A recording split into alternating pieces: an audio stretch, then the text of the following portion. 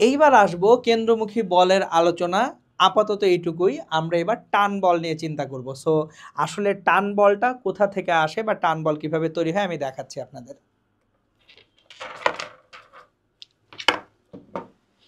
আমি একটা সুতা নিলাম, এই যে একটা দড়ি, কালো কুচকুচে দড়ি। তাহলে এই দড়িটায় আমি যদি দুই পাশ থেকে বল দিই, উভয় পাশে বল দিচ্ছি, এই পাশে এই পাশে বল দিচ্ছি। তাহলে আমি যখন দুই পাশ থেকে বল দিচ্ছি, আমি অ্যাকচুয়ালি এই দড়িটাকে স্ট্রেচ বা সম্প্রসারিত করার চেষ্টা করতেছি। তাহলে চলেন একটা দড়ি আঁকি। সো আমি একটা দড়ি আঁকি, এটা একটা দড়ি। এই দড়ির উভয় পাশে আমি সমান মানের দুইটা বল দিচ্ছি। অসমান বল দিলে কি হবে সেটার আলোচনা আমি অনেক পরে করব। প্রথমে সমান মানের বল নিয়ে চিন্তা করেন। আগে সহজ জিনিসগুলো বোঝার চেষ্টা করি, সহজ জিনিসগুলো শিখি, বুঝি। শুরুতেই একেবারে সব কিছু জেনে এত বিদ্বান হইতে হবে না। তাহলে দেখেন দুপাশ থেকে আমি এফ বল প্রয়োগ করলাম, দুপাশ থেকে এফ বল প্রয়োগ করলাম। তাহলে এই যে রশিটা দুপাশ থেকে আমি যদি বল দেই, তার মানে কি রশিটাকে আমি সম্প্রসারিত করার চেষ্টা করতেছি, কিন্তু রশিটা এখানে সম্প্রসারিত হচ্ছে না। কেন হচ্ছে না? কারণ রশিটার স্থিতিস্থাপক ধর্মের জন্য সে ভিতরের দিকে বল প্রয়োগ করতেছে। যে কোনো একটা রশিকে আমরা যখন টান দেই, সে তার যে স্থিতিস্থাপক ধর্মের জন্য আমাদের প্রযুক্ত বলের বিপরীতে বল দেয়, স্থিতিস্থাপকতা বজায় রাখার জন্য। কোনো বস্তুই তার নিজের অবস্থা থেকে পরিবর্তিত হইতে চায় না। তাহলে যে ভিতরের দিকে যে বলটা কাজ করতেছে এটাই টান বল। এখন একটা জিনিস খেয়াল করেন, এই যে টান বল টি তাহলে কার সমান? এফ এর সমান। এবং এইখানে টান বলের দিক কোন দিকে? টান বলের দিকে এখানে ভিতরের দিকে। তাহলে টান বলের দিক উভয় পাশ হতে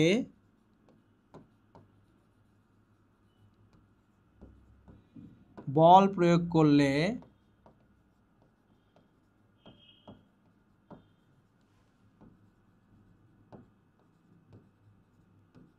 টান বলের দিক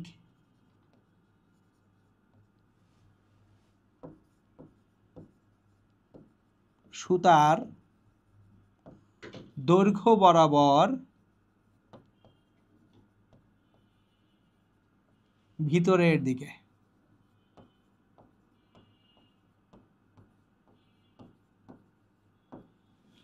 ওকে, তাহলে এই যে দেখেন একটা রশিকে যখন আমরা দুই পাশ থেকে বল দিচ্ছি, তখন রশিটার টান বল কোন দিকে তৈরি হবে? ভিতরের দিকে তৈরি হবে। ওকে, এখন আসি আমরা সুতা দিয়ে ঝুলানো বস্তুর জন্য টান বল দেখব। যে একটা বস্তু সেটা সুতা দিয়ে ধরেন ঝুলানো আছে। সো আমার কাছে যে রশিটা ছিল, এই যে রশিটা, এই রশির মাথায় একটা যদি বস্তু ঝুলিয়ে রাখি, এই রশির মাথায় একটা বস্তু ঝুলিয়ে রাখবো, তাহলে সেই ঝুলানো বস্তুর জন্য টান বল কীরকম হবে দেখাচ্ছি। তাহলে আমি যদি এই সুতা দিয়ে আমার একটা ফোনকেই আমি এখানে ঝুলিয়ে রাখি, এই যে রশি দিয়ে একটা ফোনকে ঝুলিয়ে রাখলাম, চলে দেখি। তাহলে এই যে আমি এই রশি দিয়ে একটা ফোনকে ঝুলিয়ে রাখছি, তাহলে এই যে তারটা কি টান টান, একটু একটা জিনিস খেয়াল করেন। আমি যদি এখানে ফোনটাকে না ঝুলাই, রশিটা দেখেন পুরোপুরি কিন্তু টান টান হয়ে থাকে না। এই যে দেখেন একটু বাঁকা হয়ে আছে, রশিটা কি বাঁকা হয়ে আছে, টান টান হয়নি। কারণ এখানে এই সুতার ওজনটা খুবই কম। কিন্তু যদি সুতার মাথায় একটা ভারী বস্তু আমি ঝুলাই, এই যে একটা ভারী বস্তু আমার ফোনটাকেই ঝুলাম, দেখছেন রশিটা কি চমৎকারভাবে টান টান হয়ে গেছে। তাহলে এই যে টান বলটুকু, এই টান বলটুকু কত কোন দিকে কাজ করবে সেগুলো এখন আমরা একটু দেখব। তাহলে সুতা দিয়ে ঝুলানো বস্তুর জন্য টান বল, এখান থেকে একটা দৃঢ় অবলম্বন থেকে একটা সুতা, এই সুতার সাহায্যে একটা বস্তু ঝুলালাম। তাহলে এই যে ঝুলানো বস্তুটা আছে, এই ঝুলানো বস্তুর যে ওজন mg, ঝুলানো বস্তুর ভর m, তাহলে ওজন mg কোন দিকে কাজ করবে? সোজা নিচের দিকে কাজ করবে। এখন এই যে বস্তুটা আছে, এই বস্তুটা সুতাটাকে নিচের দিকে টেনে প্রসারিত করতে যাবে, আর সুতা সে প্রসারিত হতে চাচ্ছে না। তার স্থিতিস্থাপক ধর্মের জন্য সে তাহলে অপোজিট ডিরেকশনে একটা বল দিবে। এটাই হচ্ছে তার টান বল। তাহলে টি সমান mg। তাহলে যদি সুতা দিয়ে একটা বস্তুকে ঝুলিয়ে দেওয়া হয়, এক্ষেত্রে টান বল কাজ করবে কোথায়, কোন দিকে? সুতা যে বিন্দু হতে ঝুলানো আছে সে বিন্দুর দিকে টান বল কাজ করবে। তাহলে এখানে টান বলের ডিরেকশন, সুতা যে বিন্দু হতে ঝুলানো আছে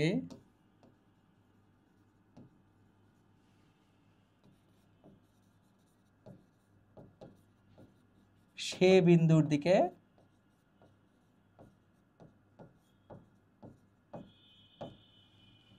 টান বল কাজ করবে।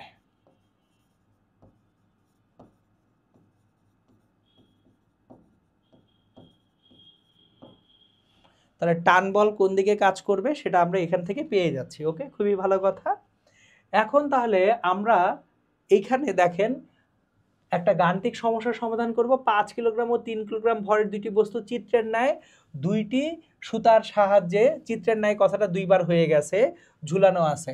সো আমার চিত্রটা এখানে আঁকি, চিত্রই তো আঁকে নেই, তাই না? সো চিত্রটা আঁকে নেই, এবং কোশ্চেনটা আবারও বলতেছি চিত্রের ন্যায় কথাটা দুইবার আছে। সো চিত্রের ন্যায় কথাটা যেহেতু দুইবার আছে, একটু ছোট্ট একটা কাজ করি, কালো কালি নিয়ে এখানে এই যে চিত্রের ন্যায় কথাটাই মুছে দিব।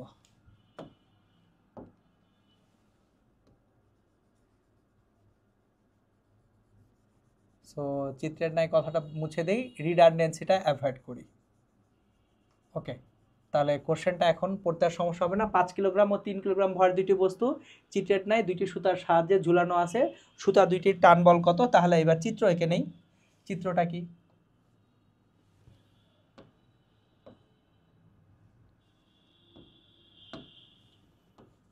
চিত্রটা হচ্ছে দুটো বস্তু, একটা 5 কিলোগ্রাম আর একটা 3 কিলোগ্রাম। তাহলে একটা সুতা এখানে M1 সমান 5 কিলোগ্রাম, নিচে আরেকটা সুতা M2 সমান 3 কিলোগ্রাম। তাহলে এইখানে সুতা দুইটার টান বল কত? এখানে দুটো সুতা আছে, এই দুটো সুতার টান বল বের করতে বলা হয়েছে। এটা হচ্ছে চিত্রটা। তাহলে এই চিত্রের যখন আমি সমাধান করতে যাব, চলেন সমাধান করি। আমি চিত্রটা আরেকবার আঁকবো, সমাধান করার জন্য চিত্রটা আরেকবার আঁকবো। তাহলে চিত্রটাকে যদি আরেকবার এখানে আঁকি,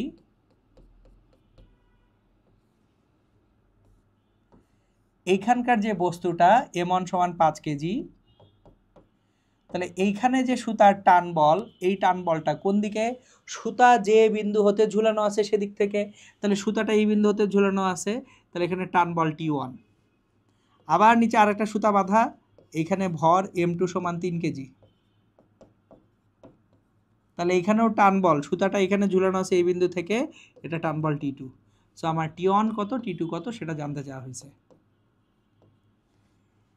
এখন খেয়াল করেন T1 যে টান বলটা, যে সুতা, এই সুতাটার নিচে কত ভর আছে? আমরা কিন্তু সুতার যে ভর এটা এখানে ইগনোর করতেছি।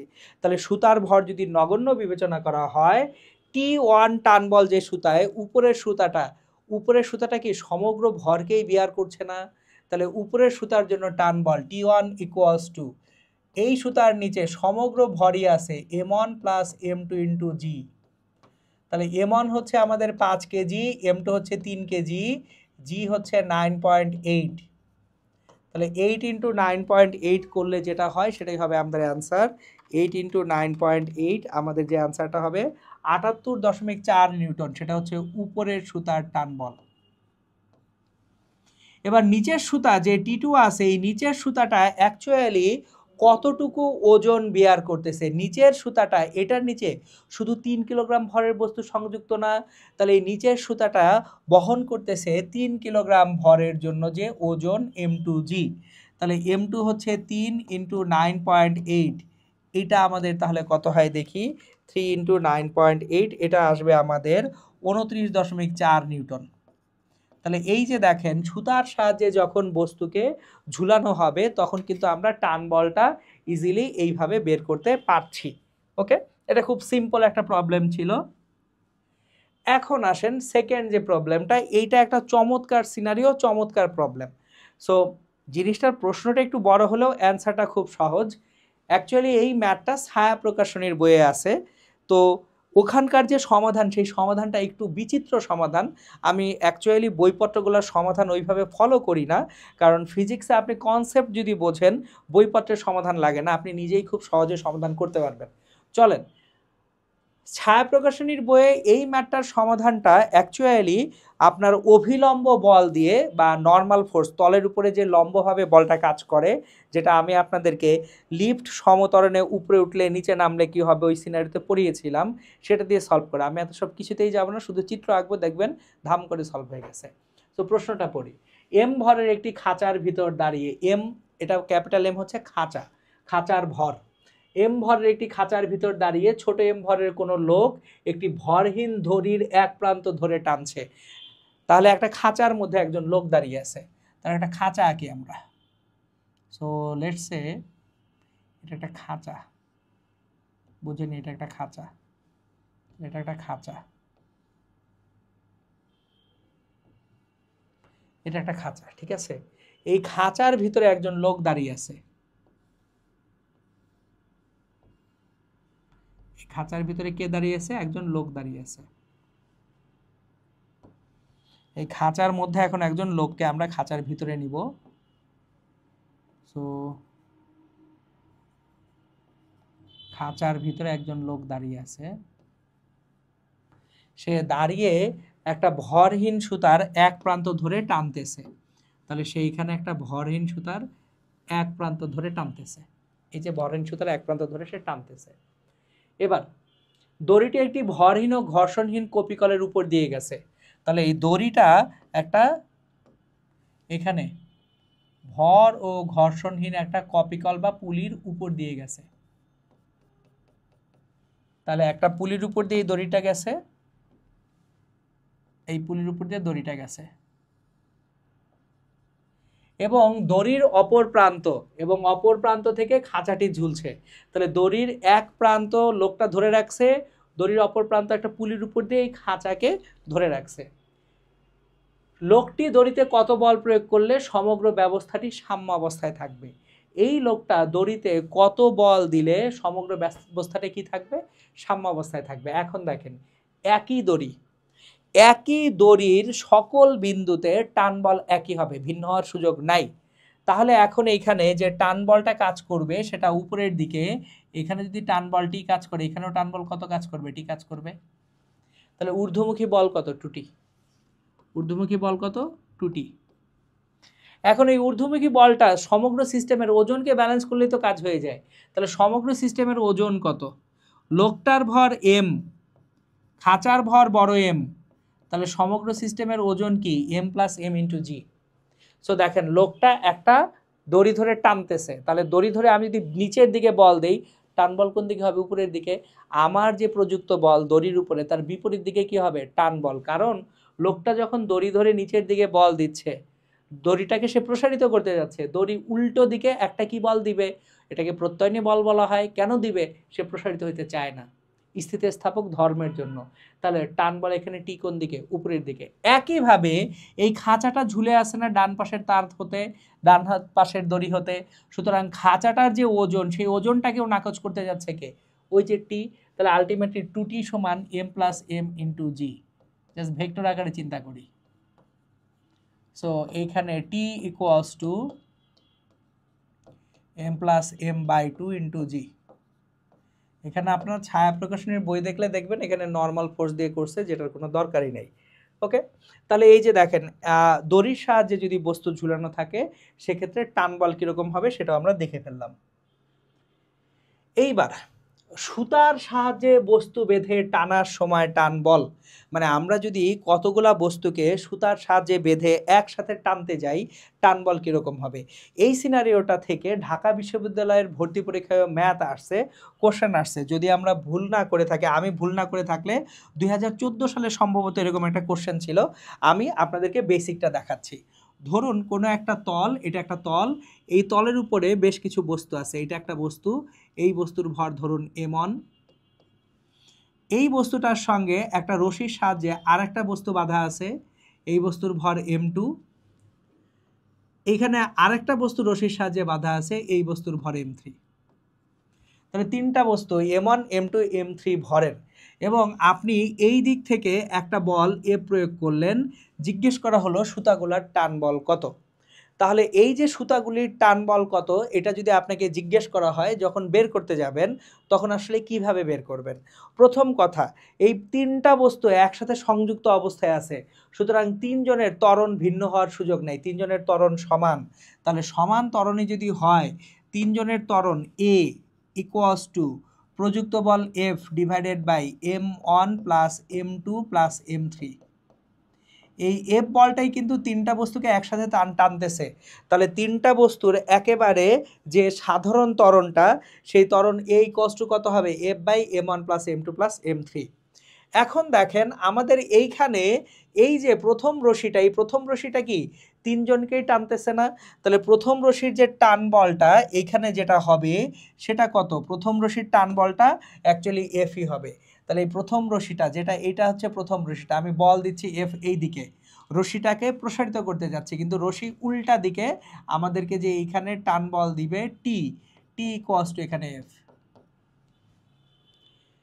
এখন আসি এই m2 ভরের বস্তুটাকে আমরা যখন টানতে যাচ্ছি এখানে এটা t2, তাহলে একটা জিনিস খেয়াল করেন, এই t2 বলটা m2 ভরের বস্তুকে টানতেছে, আবার এই m3 ভরের বস্তু যখন সামনে যেতে চায় ওকে উল্টো দিকে t2 বলে টানা হচ্ছে।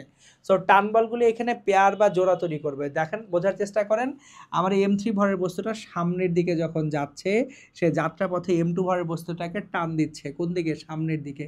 কত বলে? t2 বলে। আর যখন আপনার অ্যাকচুয়ালি m3 ভরের বস্তুটা সামনের দিকে আগাচ্ছে তখন এই রশিটা m3 ভরের বস্তুটাকে টানতেছে কোন দিকে? t2 বলে। সো এইখানে একটা কমন মিসআন্ডারস্ট্যান্ডিং। লব্ধি তো জিরো হইল, জি না, এখানে লব্ধি হয় নাই। কেন হয় নাই সেটা একটু বোঝার চেষ্টা করেন, খেয়াল করেন, আমি মার্ক করি। এই টি2 বলটা, এই টি2 বলটা টানতেছে কাকে? m2 ভরের বস্তুকে। আর পাশের টি2 বস্তুর বলটা, এই পাশের টি2 বলটা এটা কার উপরে প্রযুক্ত হচ্ছে? m3 বলের বস্তুর উপরে।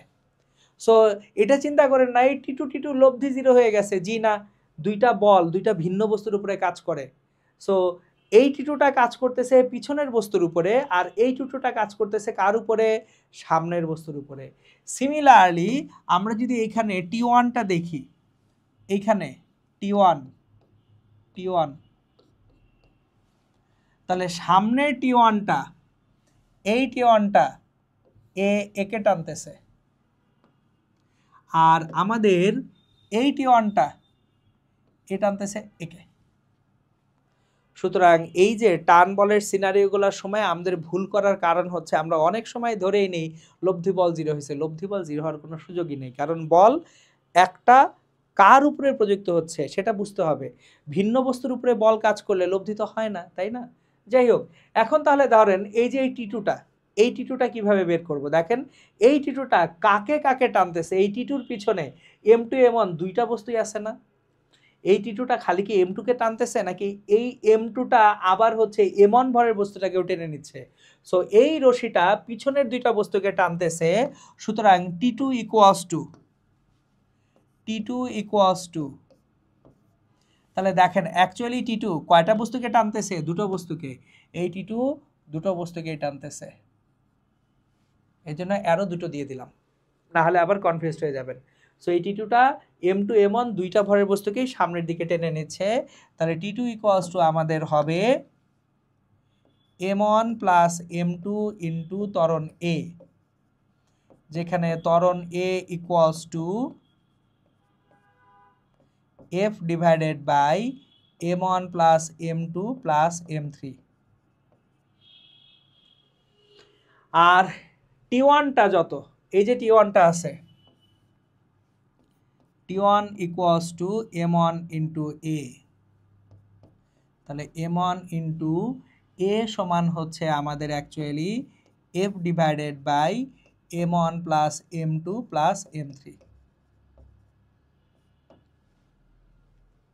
সো এই যে দেখেন টি1 টি2 টি3 সব কিছুই কিন্তু আমরা অ্যাকচুয়ালি পেয়ে গেলাম। চলেন আমি এখন তাহলে আপনাদেরকে এই গোটা জিনিসটা একটা ম্যাথমেটিক্যাল সিনারিওর মাধ্যমে বোঝানোর চেষ্টা করব, যাতে করে আপনাদের জন্য বোঝাটা সহজ হয়।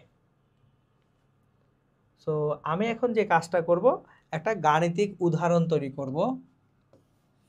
তারপর সেই গাণিতিক উদাহরণ থেকে সব জায়গায় টান বলগুলোকে আমরা ডিফাইন করব যে কোন সুতার টান বল কত। আসেন, সো ধরি এইখানে আমার তিনটা বস্তু আছে। পিছনের যে বস্তুটা আছে এই বস্তুর ভর m1 সমান 4 কেজি, সামনে এখানে একটা বস্তু আছে, এই বস্তুর ভর m2 সমান 3 কেজি, এইখানে আরেকটা বস্তু আছে, এই বস্তুর ভর m3 সমান 8 কেজি। তিনটা বস্তু, একটা 4 কেজি ভরের, একটা 3 কেজি ভরের এবং 8 কেজি ভরের একটা বস্তু। আপাতত আমরা মসৃণ তল চিন্তা করতেছি, কোনো ঘর্ষণ নাই, কারণ এখনো ঘর্ষণ আমরা পড়ি নাই। আমি এখানে যে বলটা দিলাম F = 45 নিউটন। এখন আমি প্রতিটা সুতার টান বল বের করতে চাই, তাহলে F = যদি 45 নিউটন হয়ে থাকে, ত্বরণ A = F divided by m1 plus m2 plus m3। তাহলে F হচ্ছে 45 নিউটন ডিভাইডেড বাই ভর 4 যোগ 3 যোগ 8, 7 8 15, 45/15, এটা হচ্ছে 3 মিটার পার সেকেন্ড স্কোয়ার। তাহলে 3 মিটার পার সেকেন্ড স্কোয়ার ত্বরণ তৈরি হবে। এখন আমাদের এইখানে একটু আগে করা জিনিস অনুযায়ী এই জায়গায় টান বল T = F = 45 নিউটন। ওকে, তাহলে আমি 45 নিউটন এখানে দিচ্ছি এই রশির উপরে। রশিটা স্থিতিস্থাপকতা ধর্মের জন্য সে ঠিক 45 নিউটন বল দিয়ে টান টান হয়ে আছে। এখন বস্তু সরতেছে কেন সে আলোচনা একটু পরে আসতেছি, টেনশন নিয়েন না। তাহলে এইখানে আমাদের যদি টান বল দুইটা হয় T2 আর T2, এখানে টান বল দুইটা হবে T1 আর T1। আমি প্রত্যেকটা সিনারিও আপনাদেরকে বুঝিয়ে দিব। তাহলে দেখেন m3 ভরের যে বস্তুটা, এই m3 ভরের বস্তুর উপরে যে বলগুলা কাজ করে সেগুলো দেখি। m3 ভরের বস্তুর উপরে কাজ করে প্রথমে F বল। দেখেন এই সুতাটা এই সামনে যে 45 নিউটন দিচ্ছে তাকে টানতেছে পিছনের দিকে। এই টিটা কিন্তু এই রশির মাধ্যমে এর উপরে প্রযুক্ত বল না, এই টিটা হচ্ছে যে 45 নিউটন দিচ্ছে তার উপরে পিছনের দিকে বল। সুতরাং আমি যখন m3 ভরের বস্তু নিয়ে কাজ করব, m3 ভরের বস্তু এইটার উপরে দুটো বল কাজ করে, একটা হচ্ছে এই 45 নিউটন বল, এইটাকে পিছনের দিকে টানতেছে কে T2, আর একটা হচ্ছে এই T2 বল। তাহলে m3 8 কেজি ভরের বস্তুর উপরে কয়টা বল কাজ করতেছে? দুটা, একটা হচ্ছে 45 নিউটন সামনের দিকে, আর এই যে রশির পিছনে বাঁধা বস্তুগুলা এদের জন্য একটা টান বল T2 কাজ করতেছে কোন দিকে? উল্টা দিকে। তাহলে দেখেন তো গল্পটা কি দাঁড়ায়? গল্পটা দাঁড়ায় হচ্ছে এরকম, F minus T2 = m3 × A। তাহলে F মাইনাস T2 হচ্ছে m3 × A। চলেন এবার T1 T2 আগের সমীকরণ থেকে যেহেতু বের করছি, বের করে নেই। T2 = এই যে T2টা, এই যে T2টা আছে, এই T2টা এটা কি পিছনের দুইটা বস্তুকে টানতেছে না? তাহলে চলেন T2, এই যে T2 আছে, এই T2 কাকে কাকে টানতেছে? একে টানতেছে, একেও টানতেছে, দুইজনকে সামনের দিকে টেনে নিচ্ছে কে? T2। তাহলে T2 সমান m2 plus m1 × A, T2 সমান m2 প্লাস m1 × A হবে, T2 সমান m1 প্লাস m2 × A। তাহলে T2 = m1 হচ্ছে 4, m2 হচ্ছে 3, 4 + 3 ইন্টু ত্বরণ A কত পেয়েছি? 3, 7 3 21 নিউটন, T2 হচ্ছে 21 নিউটন। তাহলে দেখেন তো একটু মিলাই, F কত? 45 নিউটন, মাইনাস T2 কত? 21 নিউটন, m3 কত? 8, A কত? 3, 24। দেখেন তো 45 - 21 24। দেখছেন সিস্টেমটা কিভাবে কাজ করতেছে? এবার এখানে আসি, আবার এই m2 ভরের বস্তুর উপরে যদি দেখি, m2 ভরের বস্তুটা ডান পাশে বল পাচ্ছে কত? T2, ওকে আবার পিছন দিকে কত বলে টানা হচ্ছে? T1। T1 সমান কত? দেখেন T1 = এই T1 টান বল যেটা আছে, আপনার কালারটা একটু চেঞ্জ করি, এই T1 বলটা, এই বলটা কাকে টানতেছে? এই বলটা টানতেছে এই পিছনের এই বস্তুটাকে। তাহলে T1 সমান m1 ইন্টু এ। T1 সমান কত হচ্ছে? m1 ইন্টু এ। m1 কত? m1 হচ্ছে এখানে 4, এ কত? 3, 3 4 12 নিউটন। এখন দেখেন, আমি যদি m2 ভরের বস্তুর কথা চিন্তা করি, m2 ভরের বস্তুকে সামনে টানা হচ্ছে কত বলে? T2 বলে। আর m2 ভরের বস্তুকে পিছনে তার টানা হচ্ছে কত বলে? T1 বলে। তাহলে T2 minus T1, T2 minus T1, কোন T2? এই T2টা m2টাকে সামনে টানতেছে, আর এই T1 T2টাকে m2টাকে পিছনে টানতেছে। তাহলে T2 মাইনাস T1 সমান কত হওয়া উচিত? m2 ইন্টু এ হওয়া উচিত। তাহলে দেখেন তো T2 কত? T2 21 নিউটন, T1 কত? 12, m2 কত? 3, এ কত? 3, মিলছে কি না? 21 মাইনাস 12 9 সমান 9। সো যদি এইটা বুঝে থাকেন, টান বল নিয়ে আপনার কোনো ঝামেলা নাই ইনশাল্লাহ। এই হচ্ছে গল্প কাহিনী। ওকে, সো আমাদের তাহলে সুতার সাহায্যে বস্তু ভেদে টানার সময় টান বলগুলো কিভাবে কাজ করে, এটা হচ্ছে একটা পারফেক্ট এক্সাম্পল। এখন আসেন, সুতা দিয়ে ঘুরানো বস্তুর জন্য টান বল। আমি যদি একটা বস্তুকে সুতা দিয়ে বেঁধে ঘুরাই, তাহলে সেটার জন্য টান বল কীরকম হবে। এখানে আমি আসলে দুটো সিনারিও চিন্তা করবো আপনাদেরকে। একটা হচ্ছে অনুভূমিক বৃত্তাকার পথে ঘুরালে কী হবে, আর একটা হচ্ছে উলম্ব বৃত্তাকার পথে ঘুরালে কী হবে। সো তাহলে আমরা এখানে 1 নাম্বার যেটা সিনারিও চিন্তা করব সেটা হচ্ছে অনুভূমিক বৃত্তাকার পথ।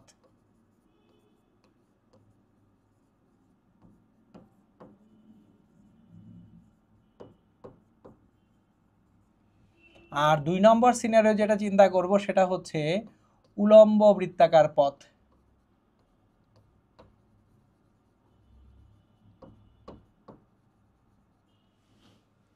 তাহলে অনুভূমিক বৃত্তাকার পথ এবং উলম্ব বৃত্তাকার পথে টান বল কীরকম হবে সেখানে আমরা আসব। এখন মাথায় রাখতে হবে, টান বল কেন্দ্রমুখী বলের যোগান দেয়, বাট টান বল সবসময় কেন্দ্রমুখী বলের সমান নয়। সো আমি তাহলে এটা লিখে রাখি, একটু ডিটেলস আসতেছে সামনে। টান বল কেন্দ্রমুখী বলের যোগান দেয়।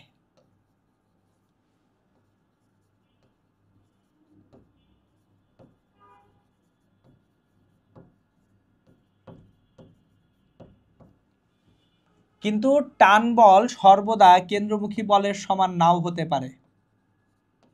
টান বল সর্বদা কেন্দ্রমুখী বলের সমান নাও হতে পারে।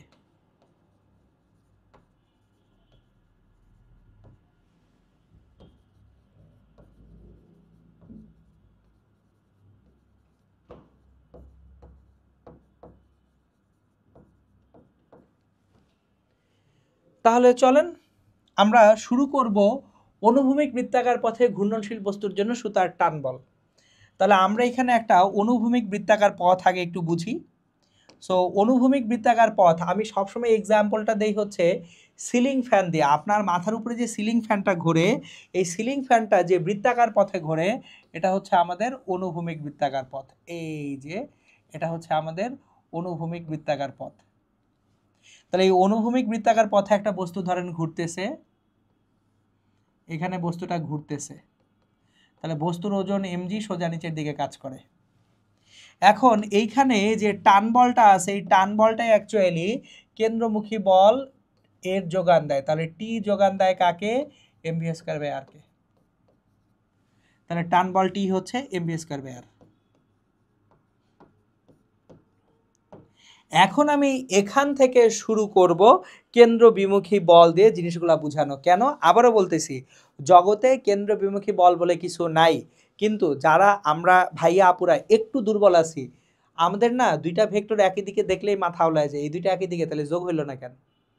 আমি একটু যারা ভালো তাদেরকে একটু বলবো যে ঠিক আছে আপনি বোঝেন গোটা জিনিসটা, কিন্তু অ্যাকচুয়ালি আমি বোঝানোর সুবিধার্থে আমার যা স্টুডেন্ট ভাইয়া আপুরা আছেন যাদের বুঝতে একটু কষ্ট হয়ে যায়, কারণ ভেক্টর একই দিকে দেখলে আমাদের যোগ করতে মনে চায়। সো আসলে এখানে কেন্দ্রমুখী যে বলটা আছে, এই বলটাই অ্যাকচুয়ালি কোথা থেকে আসতেছে? টান বল থেকে আসতেছে। এই জন্য টান বল যেদিকে কেন্দ্রমুখী বল একই দিকে, কিন্তু দুটো ভেক্টর একই দিকে থাকলে খালি যোগ যোগ লাগে। এই জন্য আমি বোঝানোর সুবিধার্থে স্যাররাও কিন্তু বইপত্রে কেন্দ্র বিমুখী বলের অবতারণা করছেন। কেন করছেন? স্যাররা কি জানেন না জগতে কেন্দ্র বিমুখী বল বলে কিছু নাই? অবশ্যই জানেন। কিন্তু সবাই তো আর একদম বেসিক পিওর ফিজিক্স শিখে অ্যাকচুয়ালি সামনে আগাইতে পারবে না। এই জন্য ইভেন আপনারা যদি অ্যাডভান্স বইপত্র দেখেন সেখানেও কিছু কিছু জায়গায় সেন্ট্রিফিউগাল ফোর্সের কথা উল্লেখ করা আছে। সো আমাদের দেশীয় যে লেখকরা আছেন, শ্রদ্ধেয় যে স্যাররা আছেন, স্যারদের বইয়ে কেন্দ্র বিমুখী বল বা অপকেন্দ্র বলের অবতারণা করা আছে। কেন? স্যাররা কি জানেন না অপকেন্দ্র বল নাই? এটা করা হয়েছে যাতে স্টুডেন্টদেরকে সহজে বোঝানো যায়। সো যারা এটা নিয়ে খুব বেশি তর্কে বিতর্কে যাইতে চান, আমার আবারও কথা, আমরা এখানে অপকেন্দ্র বল আনবো সবাইকে বোঝানোর জন্য, জিনিসটাকে সোজা করার জন্য, কিন্তু আসলে অপকেন্দ্র বল বলে কিছু নাই, সেটা আমরা মাথায়ও রাখবো। ঠিক আছে? আশা করি আর এটা নিয়ে ঝামেলা নাই। তাহলে আমরা ধরে নিচ্ছি কেন্দ্রমুখী বলের বিপরীতে একটা অপকেন্দ্র বল বা কেন্দ্র বিমুখী বল আছে, এটা ধরে নিচ্ছি। তাহলে ওজন mg, এদিকে mv স্কয়ার বাই r। এখন দেখেন দুটো ভেক্টর টি আর mv স্কয়ার বাই r পরস্পর বিপরীত দিকে, তাহলে t equals to mv square by r, বা v সমান ওমেগা r হলে t equals to m omega square r। কাটছেস? এখন দেখেন এই সিনারিওতে টান বলটা ওজনের উপরে নির্ভর করে না। কেন? কারণ হচ্ছে যে ওজনটা আছে এটা টান বলের সঙ্গে 90 ডিগ্রি কোণে আছে। ওকে, সো চলেন আমরা একটা ম্যাথ করে ফেলি। 50 সেন্টিমিটার দৈর্ঘ্যের একটি সুতার মাথায় 2 কিলোগ্রাম ভরের একটা বস্তু বেঁধে সর্বোচ্চ কত রোটেশন পার মিনিট বেগে, আরপিএম, এটা তৃতীয় অধ্যায়ে আপনাদের পড়ে আসার কথা, আমি একটু আবার লিখে দিচ্ছি।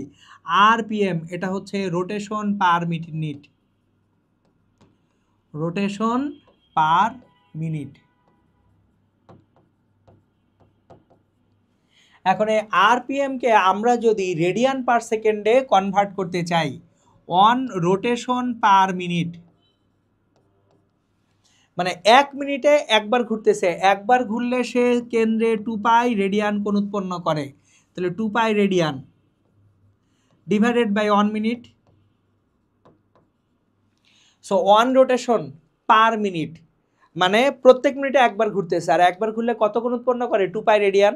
তাহলে 2 পাই রেডিয়ান ভাগ 1 মিনিট, তাহলে 2 pi radian divided by 1 minute মানে 60 সেকেন্ড, তাহলে pi by 30 radian per second. সুতরাং 1 আরপিএম সমান pi by 30 radian per second, এটা কিন্তু পেয়ে গেলাম। তাহলে আমরা আবার বলতে পারি 1 radian per second that is equals to 30 by pi RPM. So এই যে দেখেন এককের রূপান্তরগুলা জানাটা খুব জরুরি, কারণ বেশ কিছু ম্যাথ আছে যে ম্যাথগুলাতে আমরা অ্যাকচুয়ালি এই এককের রূপান্তরগুলা করব। তাহলে 1 রেডিয়ান পার সেকেন্ড সমান হচ্ছে 30 by pi rotation per minute. 1 RPM সমান pi by 30 radian per second, আর 1 রেডিয়ান পার সেকেন্ড হচ্ছে 30 by pi rotation per minute. এখন দেখি ম্যাথটাই কি বলা হলো। 50 সেন্টিমিটার দৈর্ঘ্যের সুতার মাথায় 2 কিলোগ্রাম ভরের একটা বস্তু বেঁধে সর্বোচ্চ কত আরপিএম বেগে অনুভূমিক বৃত্তাকার পথে ঘোরানো যাবে যদি সুতার সহ্য ক্ষমতা 120 নিউটন হয়। এই সুতাটার সহ্য ক্ষমতা 120 নিউটন, মানে সে সর্বোচ্চ 120 নিউটন টান বল দিতে পারবে। 120 নিউটনের বেশি সে সহ্য করতে পারবে না, ছিঁড়ে যাবে। তাহলে আমার এই ক্ষেত্রে যে সমাধানটা যখন আমরা করতে যাব, অনুভূমিক বৃত্তাকার পথ, তাহলে টান বলটি সমান একটু আগেই পড়ে আসছি m v square divided by r, বা এখানে টান বলটি হচ্ছে 120 equals to m omega square r. কেন ওমেগা আনতেছি? কারণ দেখেন আরপিএম বেগ আমাদের যখনই রোটেশন পার মিনিট, এটা কি কৌণিক বেগ, রৈখিক বেগে থাকলে হবে না, কৌণিক বেগে চলে আসতে হবে।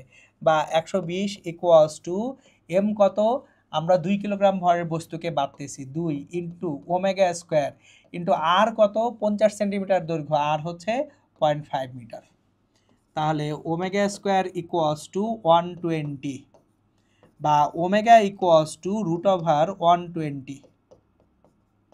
সুতরাং আমরা এখান থেকে যে ওমেগাটা পাবো সেটা রুট ওভার 120, আমি ক্যালকুলেট করে ফেলি।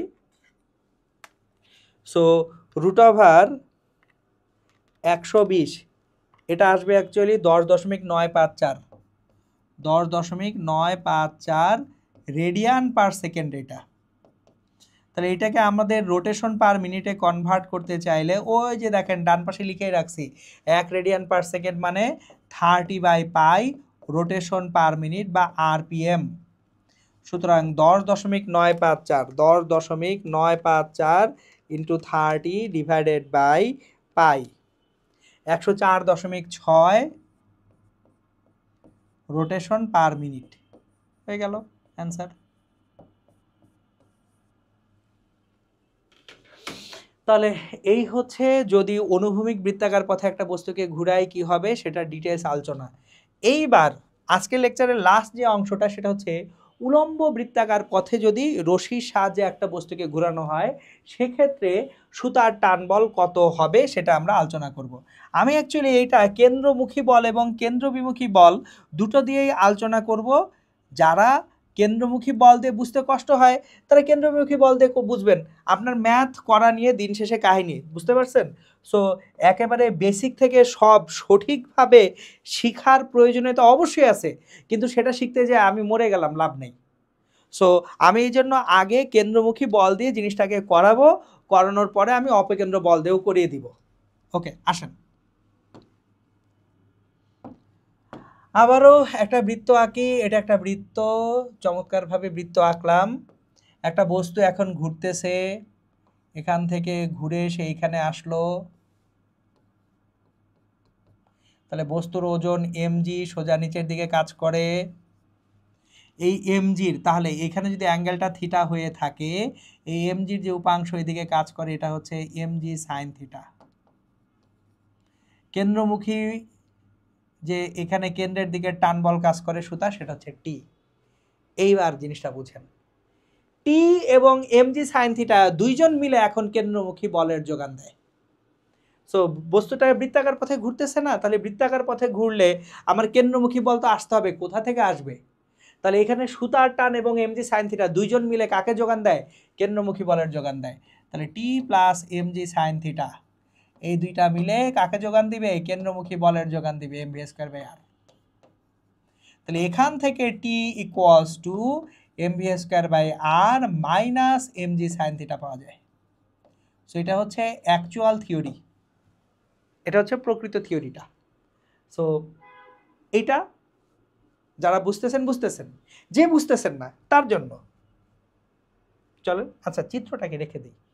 এই চিত্রটাই তো কাজে লাগবে। আচ্ছা আবার আঁকতে তো সমস্যা নেই, তাই না? যত বেশি বার করব তত বেশি আপনাদের বুঝতে সুবিধা হবে। আবারও বলতেছি, কেন্দ্রবিমুখী বলটা আপনাদের জাস্ট বোঝানোর জন্য আমি করতেছি। বাস্তবে কেন্দ্রবিমুখী বলের কোনো অস্তিত্ব নাই। আমাদের বইপত্রগুলা যেভাবে করছে অপকেন্দ্র বল এনে সেটা করছে আপনাদেরকে বোঝানোর জন্য। তাহলে এখন বস্তু ঘুরতেছে, তাহলে যদি ঘোরে বৃত্তাকার পথের এই কেন্দ্র বরাবর বাইরের দিকে একটা কেন্দ্রবিমুখী বল mv²/r কাজ করবে। সুতার টান বল সবসময় কাজ করে কোন দিকে? কেন্দ্র বরাবর।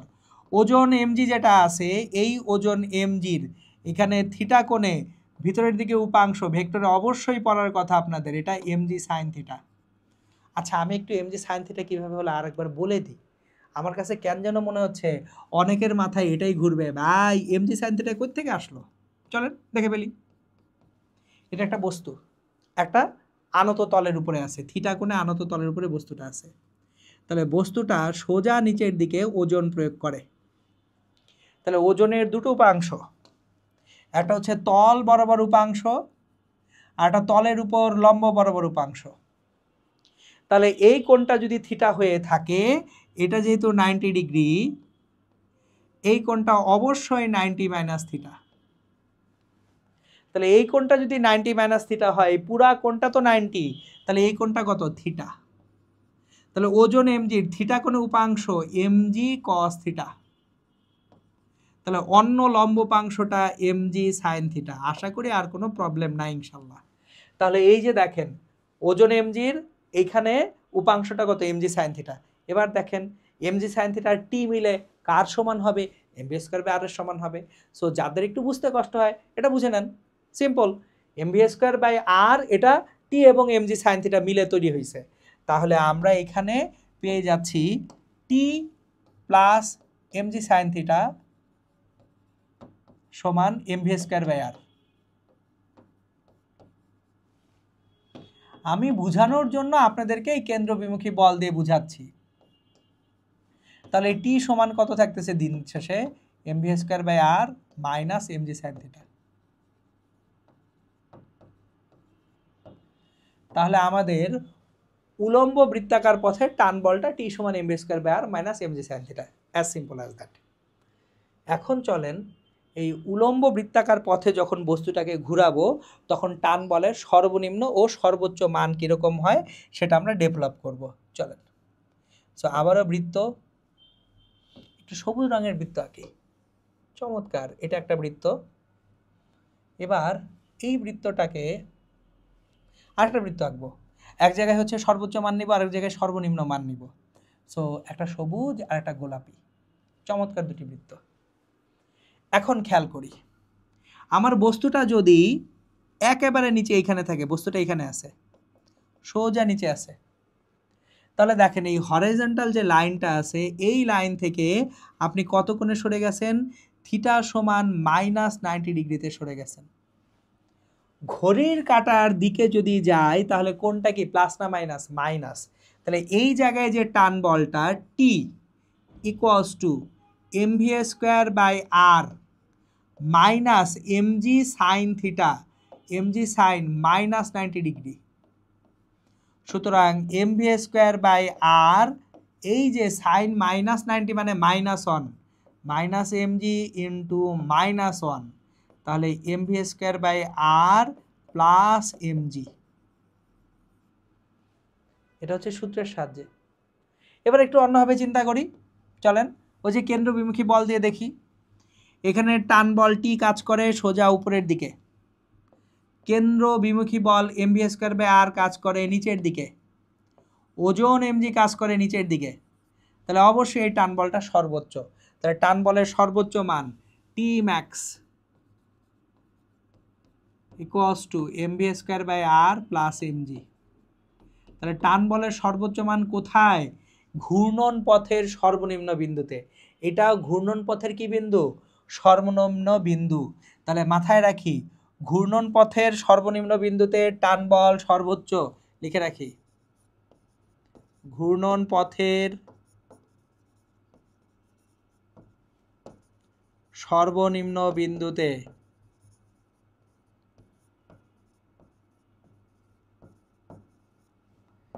টান বল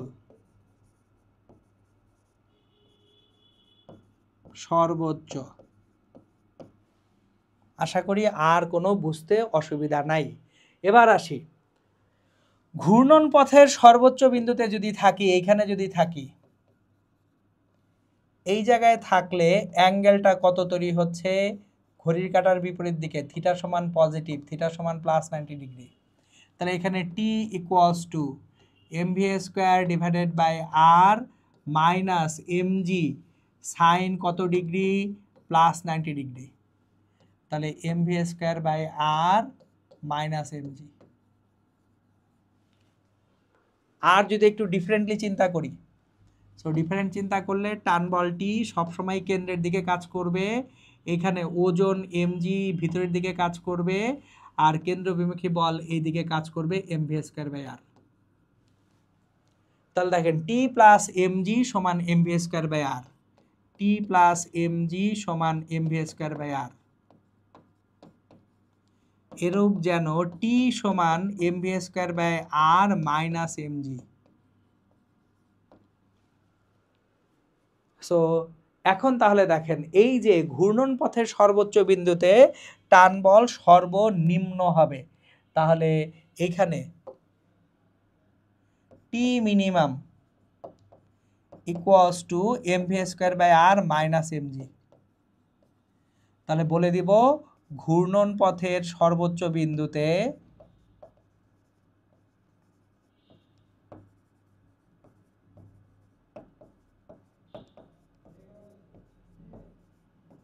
টান বল সর্বনিম্ন।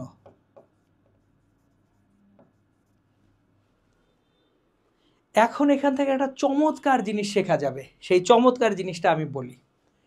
আপনাকে যদি প্রশ্ন করা হয় সর্বনিম্ন কত বেগে একটা বস্তুকে উলম্ব বৃত্তাকার পথে ঘোরানো যাবে, যে মিনিমাম কত বেগ দিয়ে একটা বস্তুকে উলম্ব বৃত্তাকার পথে আপনি ঘোরাতে পারবেন, তাহলে সেটা যদি আমরা এখন বের করতে যাই যে সর্বনিম্ন কত বেগে একটা বস্তুকে উলম্ব বৃত্তাকার পথে ঘোরানো যাবে, সেক্ষেত্রে আমরা অ্যাকচুয়ালি মাথায় রাখতে পারি টান বলের মান তো শূন্যের থেকে কম হইতে পারে না। টান বল সর্বনিম্ন কত? 0। তাহলে এই বিন্দুতে যদি টান বল 0 হয়, এই যে টান বল টি যদি 0 হয়, তাহলে mv²/r এবং mg সমান হয়ে যায়। তাহলে একটা জিনিস খেয়াল করি, আমি আপনাদেরকে আজকের ক্লাসের শুরুর দিকে একটা ম্যাথ করিয়েছিলাম, সেই ম্যাথে একটু আমরা ফেরত যাব। দেখেন এইখানে এই যে কেন্দ্রমুখী বল এবং খেয়াল করেন এই যে এই সব জায়গায়, এই জায়গাগুলায় আমরা একটা বস্তুকে উলম্ব বৃত্তাকার পথে যখন ঘুরাচ্ছিলাম, তখন অ্যাকচুয়ালি এই জায়গায় সুতার টান নিয়ে আমি বলছিলাম যে চিন্তা করার দরকার নাই, কারণ পানি সুতার সাহায্যে বাঁধা থাকে না।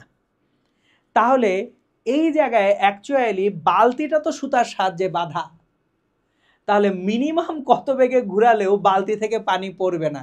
তাহলে সুতার টান বলটা কত হয়ে গেছে? তখন 0 হয়ে গেছে। তাহলে mv²/r সমান তখন কি হয়ে গেছে? mg হয়ে গেছে। সো আপনাকে যদি এখন বলা হয় ন্যূনতম কত বেগে একটা বস্তুকে উলম্ব বৃত্তাকার পথে ঘোরানো যাবে, ন্যূনতম কত বেগে একটা বস্তুকে উলম্ব বৃত্তাকার পথে ঘোরানো যাবে, তখন এই টি মিনিমামটা 0 হবে, ভি সমান √r/g হবে। সো এটা হচ্ছে আমাদের বেসিক কনসেপ্টের আলোচনাটুকু। আজকে লেকচারটা শেষ করব একটা ম্যাথ দিয়ে, উলম্ব বৃত্তাকার পথের একটা ম্যাথ।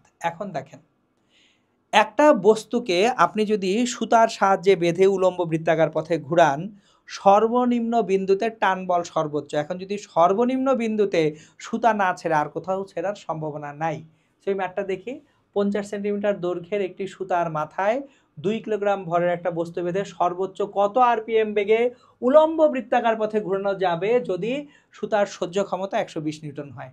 তাহলে আবারও যদি আমরা এখানে চিত্রটা এঁকে ফেলি, চলেন চিত্রটা কি,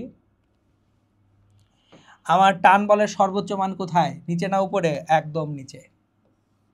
এখানে সুতা না ছিঁড়লে আর কোথাও ছিঁড়বে না। তাহলে এখানে mv²/r এবং mg, টান বল টি এখানে, তাহলে টি এটা ম্যাক্সিমাম, তাহলে t maximum equals to mv²/r plus mg। তাহলে আমরা টি ম্যাক্স পাচ্ছি 120 নিউটন, m⍵² প্লাস mg। তাহলে 120 নিউটন ইকুয়ালস টু m কত? 2 কিলোগ্রাম, ω² জানি না, আর কত? 0.5 metre, plus m 2 into g হচ্ছে 9.8। তাহলে 120 ইকুয়ালস টু ω² প্লাস 19.6 বা ω² ইকুয়ালস টু 100.4। তাহলে ω ইকুয়ালস টু √100.4। তাহলে √100.4 কত হয় সেটা দেখে ফেলি। √100.4 10.02 রেডিয়ান পার সেকেন্ড। অ্যান্সার বের করতে বলছে কোষে আরপিএমে। তাহলে 10.02 ইন্টু কি ছিল একটু আগেই, এই যে দেখেন আরপিএম, রেডিয়ান পার সেকেন্ড থেকে আরপিএমে যখন নিচ্ছিলাম, কিছুক্ষণ আগেই করেছিলাম না, এই যে দেখেন, এই যে স্লাইডে যাই, 1 রেডিয়ান পার সেকেন্ড মানে 30/π আরপিএম। তাহলে আবারও এই কাজটা এখানে করব, 10.02 ইন্টু 30/π আরপিএম। সো অ্যান্সারটা বসিয়ে ফেলি এখন। তাহলে 10.02 ইন্টু 30 ডিভাইডেড বাই 3.14 বা পাই, এটা আসবে 95.683, 95.68 আরপিএম অ্যান্সার। সো এই ছিল তাহলে আমাদের দেখেন অনুভূমিক বা উলম্ব বৃত্তাকার পথে যদি আমরা একটা বস্তুকে সুতার সাহায্যে বেঁধে ঘুরাই, টান বল কীরকম হবে তার ডিটেলস আলোচনা। সো তাহলে আমাদের আজকের লেকচারটা আসলে এই পর্যন্তই। সো পরবর্তী লেকচারে আবার দেখাবো ইনশাল্লাহ আপনাদের সঙ্গে। সে পর্যন্ত সবাই ভালো থাকবেন, সুস্থ থাকবেন, সুন্দর থাকবেন। আসসালামু আলাইকুম।